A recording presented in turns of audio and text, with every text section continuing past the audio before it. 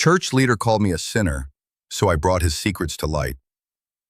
Let me tell you about how I was publicly shamed by a man who preached grace and forgiveness, and how I exposed the darkness behind his white collar.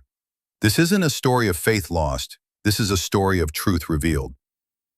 I, 27-year-old female, used to be deeply involved in my church.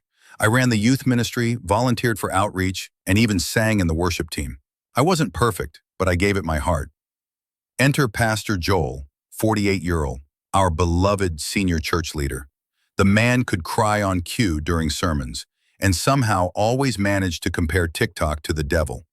He was married, with kids, and had that holier-than-you aura that people either worshipped or feared. Guess which one I was? Yeah, I feared him.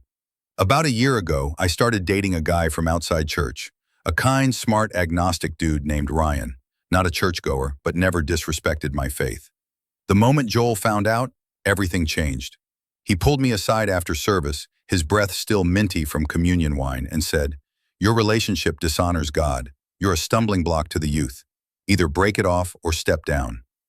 I was shocked, but I've done nothing wrong. He raised his hand. "God sees your rebellion, and if you won't repent, I'll have to bring it to light." That Sunday, in front of the entire congregation, he gave a sermon titled, "When the Devil Dresses as a Worship Leader." He didn't name me directly, but everyone knew.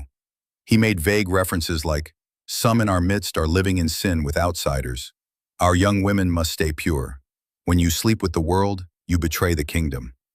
I got side eyes, texts, and eventually kicked out of my ministry role. I was done crying. I wanted answers. I wanted truth. A year ago, someone warned me, "Don't ever be alone with Pastor Joel." I asked why. They just shook their head and walked away.